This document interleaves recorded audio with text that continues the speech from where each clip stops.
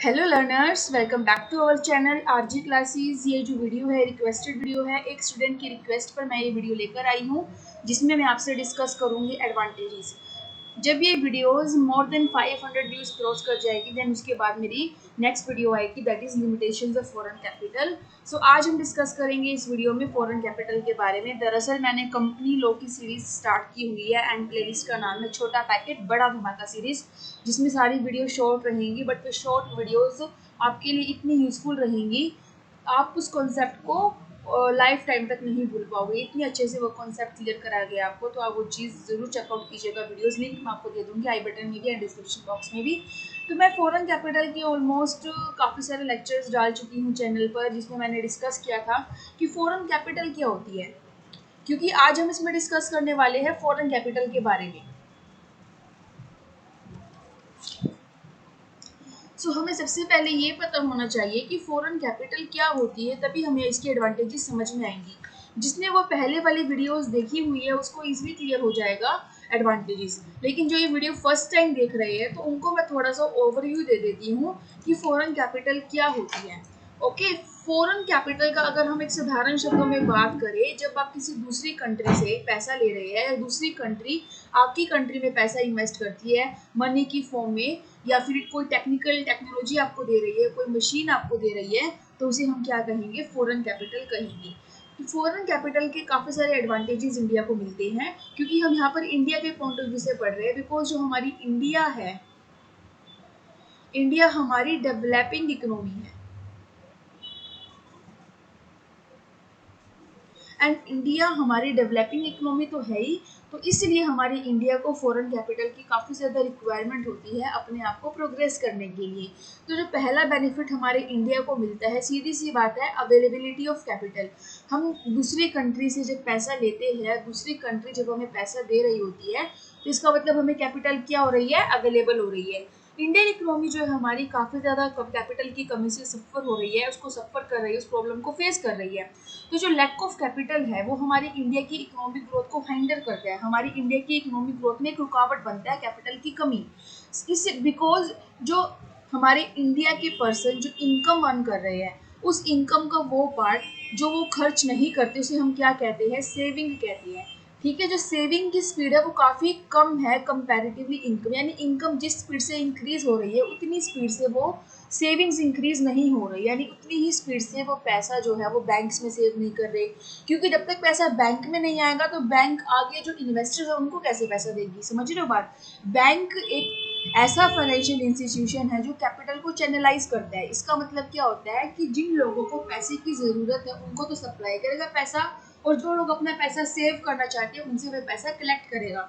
Hope आप catch कर रहे हैं पॉइंट, क्योंकि मैं बहुत डिटेल में करा रही हूँ, आपको बहुत डीप में करा रही हूँ। अब आप समझिए, जब तक हाउस होल्ड सेक्टर अपनी सेविंग्स नहीं करेगा बैंक्स के अंदर, तो जब कंपनी को पैसा चाहिए होगा तो बैंक कैसे उन कंपनीज को पैसा दे पाएगा प्रोडक्टिव एक्टिविटीज के लिए। सो अल्टीमेटली जो अगर सेविंग्स नहीं हो रही तो इसका मतलब बैंक्स के पास पैसा नहीं जा रहा, बैंक के पास पैसा नहीं जा रहा तो बैंक्स कैसे आगे प्रोडक्टिव एक्टिविटीज में वो पैसा लोन पर दे पाएगी कंपनीज को। ठीक है, तो इस तरीके से हमारी कैपिटल की कमी की वजह से हमारी इंडिया की इकोनॉमिक ग्रोथ सफ़र करती है, और इसी इकोनॉमिक ग्रोथ को करने के लिए, इसी लिमिटेशन को ख़त्म करने के लिए फॉरेन कैपिटल ली जाती है, दूसरी कंपनी से कैपिटल ली जाती है। दूसरी कंपनी या दूसरी कंट्री की गवर्नमेंट जब हमारी कंट्री में पैसा डालती है तो उसे हमें फॉरेन कैपिटल मिलती है, और जब फॉरेन कैपिटल हमारे इंडिया में आएगी, जब फॉरेन कैपिटल का इनफ्लो होगा तो अल्टीमेटली सारी प्रॉब्लम्स हमारी ख़त्म हो जाएंगी। तो पहला पॉइंट आई होप आपको क्लियर हो गया है। सेकंड, हम बात करेंगे मॉडर्न टेक्नोलॉजी के बारे में। देखिए, मॉडर्न टेक्नोलॉजी की भी उतनी ही इम्पोर्टेंस होती है हमारी इंडिया की इकोनॉमी की डेवलपमेंट के लिए। हमारे इंडिया के पास जो भी टेक्निक्स अवेलेबल है वो इतनी अप टू डेट नहीं है जितनी फॉरेन के पास है, या हम ये कह सकते हैं कि आउटडेटेड। ठीक है, यानी हमारी इंडिया की टेक्नोलॉजी इतनी अप टू डेट नहीं है या आउटडेटेड, अगर हम इसको कंपेयर करें फॉरेन की टेक्नोलॉजी के साथ। ठीक है। इसीलिए मॉडर्न टेक्नोलॉजी को यूज़ करना बहुत ज़रूरी है अगर हमें अपने इंडिया की अच्छे से डेवलपमेंट करनी है। एंड मॉडर्न टेक्नोलॉजी तभी आपको अवेलेबल हो पाएगी जब आप दूसरी कंट्रीज उसको लोगे। मैंने बताया था बिल्कुल स्टार्टिंग की वीडियो में कि मॉडर्न टेक्नोलॉजी फॉरेन कैपिटल आपके 3 तरीके से आ सकती है, एक पैसे की, एक मनी की फॉर्म में, एक टेक्नोलॉजी की फॉर्म में और एक मशीनरीज की फॉर्म में। तो जब आप फॉरेन कैपिटल ले रहे हो दूसरी कंट्री से, तो फॉरेन कैपिटल आपकी टेक्नोलॉजी के फॉर्म में भी आपके इंडिया में इन्फ्लो कर सकती है। तो इसलिए फॉरेन कैपिटल से हमें मॉडर्न टेक्नोलॉजी भी मिल जाती है। थर्ड आपका आता है exploitation of natural resources. Natural resources यानी लाइक मिनरल्स हो गए, वाटर हो गया, एयर, ठीक है। यानी हमारे इंडिया में नेचुरल रिसोर्सेज की कोई भी कमी नहीं है। हमारे इंडिया में जो नेचुरल रिसोर्सेज है वो अनलिमिटेड है, बट इनका हम फुली एक्सप्लोइटेशन नहीं कर पा रहे। अगर फॉर एग्जांपल आपके हमारे इंडिया में पानी की कोई कमी नहीं है, हमारे इंडिया में जो मिनरल्स हैं उनकी कोई कमी नहीं है, लेकिन उसको हम फुली एक्सप्लोइट नहीं कर पा रहे। क्यों नहीं कर पा रहे? बिकॉज हमारे पास कैपिटल की कमी है। हमारे पास किसकी कमी है? कैपिटल की कमी है। हमारे पास टेक्नोलॉजी की कमी है। क्योंकि अगर टेक्नोलॉजी होगी तभी तो आप उस टेक्नोलॉजी को यूज़ करके उन नेचुरल रिसोर्सेज को अच्छे से एक्सप्लॉइट कर पाओगे, उनका फुल यूटिलाइजेशन कर पाओगे। अगर कैपिटल ही नहीं है, टेक्नोलॉजी ही नहीं है, तो उनका क्या फ़ायदा? आप कैसे उसको यूज़ करोगे नेचुरल रिसोर्सेज को? तो इसीलिए फॉरेन कैपिटल हमारी इस प्रॉब्लम को भी दूर करती है। जब फॉरेन कैपिटल हमारे इंडिया में आती है तो हमारे पास कैपिटल आती है, हमारे पास टेक्नोलॉजी आती है, हमारे पास मशीन्स आ जाती है, तो जिसका यूज़ करके हम नेचुरल रिसोर्सेज को अच्छे से यूटिलाइज कर सकते हैं, उसका पूरा यूटिलाइजेशन, उसका पूरा एक्सप्लोइटेशन हम कर सकते हैं। फोर्थ पॉइंट आपका आता है availability of foreign exchange. Okay, देखिए बैलेंस ऑफ पेमेंट, इसमें आपको समझना होगा। इस पॉइंट को समझने के लिए आपको ये पता होना चाहिए कि बैलेंस ऑफ पेमेंट क्या होता है, क्योंकि अगर आपको बैलेंस ऑफ पेमेंट क्लियर होगा तभी आप इस पॉइंट को इजीली क्लियर कर पाएंगे। अब बैलेंस ऑफ पेमेंट की भी कंप्लीट वीडियो मैंने डाला हुआ है। इंटरनेशनल बिजनेस एनवायरनमेंट की जो प्लेलिस्ट है ना फ्रेंड्स, आपके लिए बहुत यूजफुल है। उसमें मैंने बहुत सारे लेक्चर्स डाले हुए हैं एंड काफ़ी सारे स्टूडेंट्स को वो लेक्चर यूजफुल लगे हैं, तो आप उसको ज़रूर देखिएगा। एंड जो ये फर्स्ट टाइम देख रहे वीडियो उनके लिए भी मैं कराऊंगी कि बैलेंस ऑफ पेमेंट थोड़ा सा यहाँ पर आपको मैं ओवरव्यू दूंगी उस चीज़ के बारे में। ओके, सो देखिए बैलेंस ऑफ पेमेंट क्या होता है। बैलेंस ऑफ पेमेंट का मतलब होता है कि आपके जो सरप्लस है, इंडिया के जो डेफिशिएट्स है उसके बारे में बताया, उसको हम उस बैलेंस ऑफ पेमेंट पे सरप्लस डेफिशिएट के बारे में पता चलता है। हमारे जो इंडिया के इंपोर्ट्स है या हमारे जो इंडिया के परचेजेस है, जब भी आप किसी दूसरी कंट्री के साथ डील करते हैं ना, तो वहाँ पर आपका एक्सपोर्ट इंपोर्ट का वर्ड यूज होता है, ना कि सेलिंग और बाइंग का। ओके, बट आपको समझाने के लिए यहाँ पर मैं परचेज बोलूंगी। ओके, तो आप समझ जाना।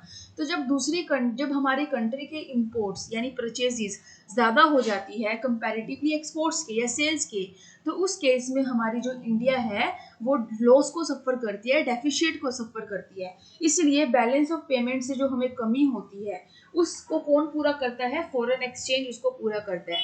ठीक है, जब हमारे इंडिया में फॉरेन कैपिटल आएगी तो उसका मतलब फॉरेन करेंसी हमारे इंडिया में आ रही है, फॉरेन एक्सचेंज हमारा पास ज़्यादा अवेलेबल होगा। इसीलिए फॉरेन कैपिटल भी बैलेंस ऑफ पेमेंट से रिलेटेड प्रॉब्लम को काफ़ी हद तक सोल्व करती है। अब यहाँ पर आपका एक एक्स्ट्रा पॉइंट भी बन सकता है, आप यहाँ पर ये भी लिख सकते हैं help to solving balance of payment related problems. यहाँ पर जैसे फॉर एग्जाम्पल यहाँ पर आपका एक नया पॉइंट और बन गया। यहाँ पर आप एक नंबर सीरीज डालकर यहाँ पर आप ये भी लिख सकते हैं हेल्प्स to solve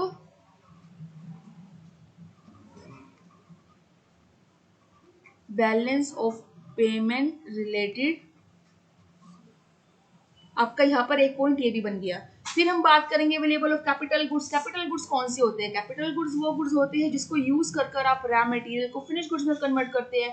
तो सीधी सी बात है, यहाँ पर वही मशीन्स की बात आ रही है, तो फॉरेन कैपिटल आपकी मशीन्स की फॉर्म में भी होती है, तो आपकी यहाँ पर वो वाली प्रॉब्लम भी दूर होती है, आपको कैपिटल गुड्स इसलिए मिल जाते हैं। अवेलेबिलिटी ऑफ रिस्क कैपिटल, अब हमें इस पॉइंट को समझना है कि रिस्क कैपिटल क्या होती है। देखिए, जो प्राइवेट एंटरप्रीनर्स होते हैं ना, वो ना बेसिक इंडस्ट्रीज या नए वेंचर्स में अपना जल्दी से पैसा इन्वेस्ट नहीं करते, क्योंकि अगर कोई नई नई इंडस्ट्री बन रही है तो वहाँ पर पैसा लगाना मतलब रिस्की है।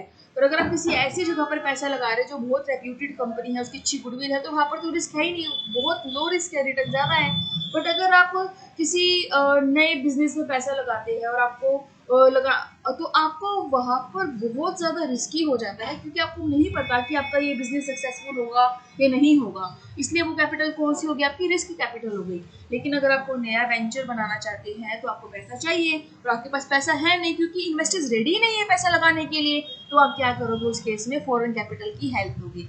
फॉरेन कैपिटल से आपको वो पैसा मिलता है, वो रिस्क कैपिटल आपको मिलती है, जिससे आप अपनी कंपनी को सेटअप कर सकते हैं और आपकी यहाँ से वो प्रॉब्लम दूर हो सकती है। और जब हमारे इंडिया में नई नई इंडस्ट्रीज बनेगी, इंडस्ट्रियलाइजेशन का दौर आएगा, सिनेरियो आएगा, तो उस केस में क्या होगा गाइस, उस केस में हमारी इंडिया की इकोनॉमिक डेवलपमेंट होगी। ओके, फिर हमारा पॉइंट आता है 7 point, available of economic and social overheads. अब हमें पता होना चाहिए कि इकोनॉमिक और सोशल ओवरहेड्स क्या होते हैं। इकोनॉमिक और सोशल ओवरहेड्स क्या होते हैं, इसमें आता है आपका railways, road, canals, power resources, communication system, यानी कुल मिलाकर आपका पूरा का पूरा इंफ्रास्ट्रक्चर आपका इसमें आता है।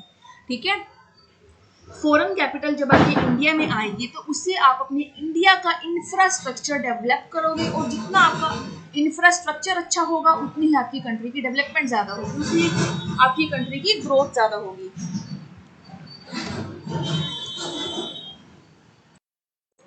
नेक्स्ट पॉइंट हमारा आता है इंक्रीज इन एम्प्लॉयमेंट।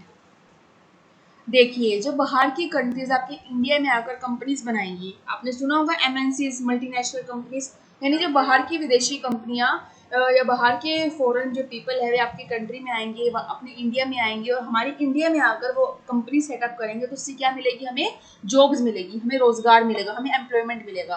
तो जो अनएम्प्लॉयमेंट की प्रॉब्लम है वो इस वजह से हमारी काफ़ी हद तक दूर हो जाती है, तो हमें एम्प्लॉयमेंट अपॉर्चुनिटीज हमारी इंक्रीज हो जाती है। फिर आपका आता है रिडक्शन इन इन्फ्लेशन। इन्फ्लेशन को कम करने में भी फॉरेन कैपिटल काफ़ी ज़्यादा हेल्प करता है। अब इन्फ्लेशन का मतलब क्या होता है, what do you mean by inflation? Inflation का मतलब होता है जब जनरल प्राइस लेवल आपका इंक्रीज हो जाता है।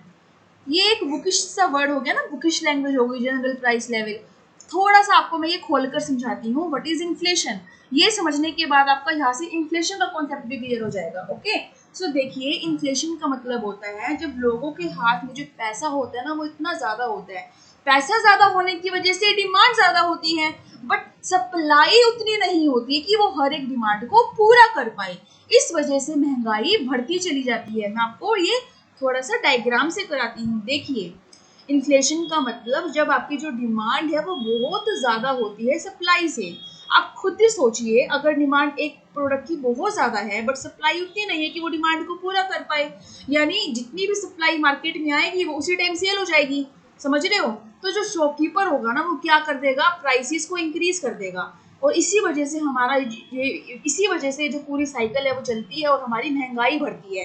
समझ रहे हो? और इस तरीके से प्राइस लेवल इंक्रीज होने की वजह से डिमांड, जो हमारा इन्फ्लेशन का कॉन्सेप्ट है वो अराइज होता है। ओके, अभी फॉर एग्जाम्पल अभी हम बात करें वैक्सीन की। आपको पता है कोविड में क्या लग रही है, वैक्सीन लग रही है। हमारी इंडिया की पॉपुलेशन तो बहुत ज़्यादा है, इसका मतलब डिमांड बहुत ज़्यादा है हमारे इंडिया में। Demand is more than supply. Vaccine की सप्लाई काफ़ी कम है बट उसकी डिमांड तो बहुत ज़्यादा है।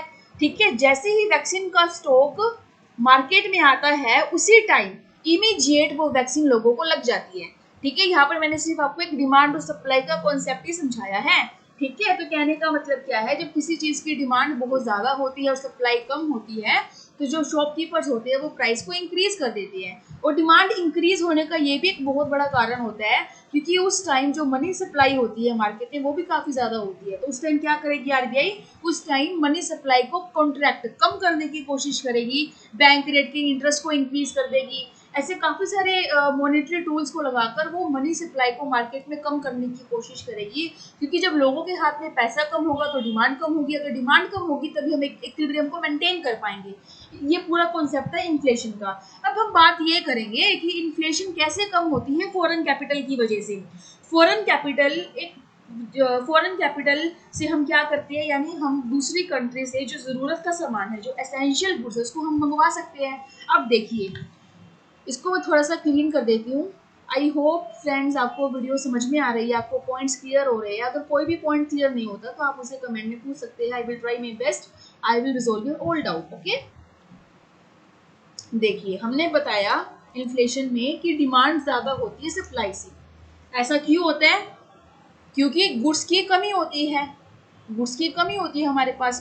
तो उस कमी को पूरा करने के लिए हमारी जो इंडिया है वो दूसरी कंट्री से क्या, हम अमेरिका लेकर चलते हैं, हमारी जो इंडिया है वो दूसरी कंट्री से क्या करेगी, इंपोर्ट करेगी, परचेज करेगी। अमेरिका हमारी इंडिया को क्या करेगा, सप्लाई करेगा। जहां पहले हमारे पास 200 गुड्स की कमी थी डिमांड को पूरा करने के लिए, वो 200 गुड्स हमने अमेरिका से खरीद लिए, अमेरिका ने वो हमें गुड्स सप्लाई कर दिए। तो इसका मतलब अब हमारे पास सप्लाई भी सही है, उसकी डिमांड भी सही है, प्राइसेस भी इंक्रीज नहीं हुए। तो इस तरीके से हमारी इन्फ्लेशन कंट्रोल में आ गई, हमारी इन्फ्लेशन रिड्यूस हो गई। तो फॉरेन कैपिटल हमारी बहुत ज़्यादा हेल्प करती है इन्फ्लेशन को कम करने में। नेक्स्ट आता है एक्सपोर्ट प्रमोशन। एक्सपोर्ट को प्रमोट करने के लिए भी फॉरेन कैपिटल काफ़ी ज़्यादा हेल्पफुल है। ओके, हमारे जो इंडिया के एक्सपोर्ट्स है वो कम है इंपोर्ट्स के कंपैरिजन, इसलिए डेफिसिट ज़्यादा होते हैं हमारे इंडिया को, इसलिए एक्सपोर्ट को प्रमोट करना बहुत ज़रूरी होता है। ओके, इसलिए हमारी इंडिया ने अलाउ किया, आपने पढ़ा होगा WTO के अंदर एक एग्रीमेंट पढ़ा होगा आपने ट्रिम्स का, मैंने कराया हुआ ये वीडियो। ट्रिम्स मतलब हम इसमें क्या कहते हैं कि बाहर की कंट्री हमारे इंडिया में आकर 100% अपना इन्वेस्टमेंट कर सकती है। ऐसा क्यों किया हमारी गवर्नमेंट ने, बिकॉज जो बाहर की कंट्रीज हमारे इंडिया में आएगी, गुड्स बनाएगी, और फिर हमारी इंडिया का क्या इंक्रीज होगा, अल्टीमेटली एक्सपोर्ट इंक्रीज होगा। इसलिए फॉरेन कैपिटल से हम एक्सपोर्ट को भी इजिली प्रमोट कर सकते हैं। लास्ट पॉइंट आता है सप्लाई ऑफ फूड ग्रेन्स। ठीक है, इसमें क्या कहा गया है कि हमें फॉरेन कैपिटल हमारी 3 तरीके से होती है।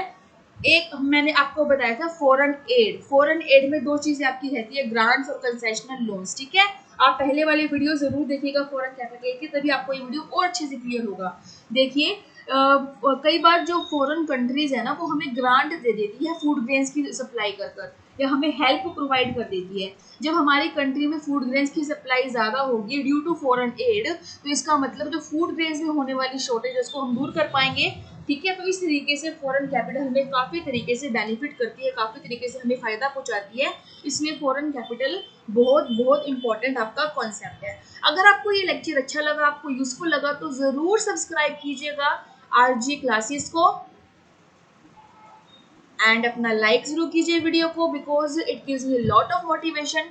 एंड साथ ही साथ आप कमेंट कर सकते हैं अगर आपको कोई भी क्वेरी है। अगर आपको वीडियो अच्छा लगा तो आप कोई एप्रिसिएशन वाला कमेंट भी आप कर सकते हैं। एंड आप प्लीज़ शेयर कीजिए अपने फ्रेंड्स को ये वीडियो, जिससे उनको भी काफ़ी ज़्यादा हेल्प मिले। Thank you, take care and bye bye.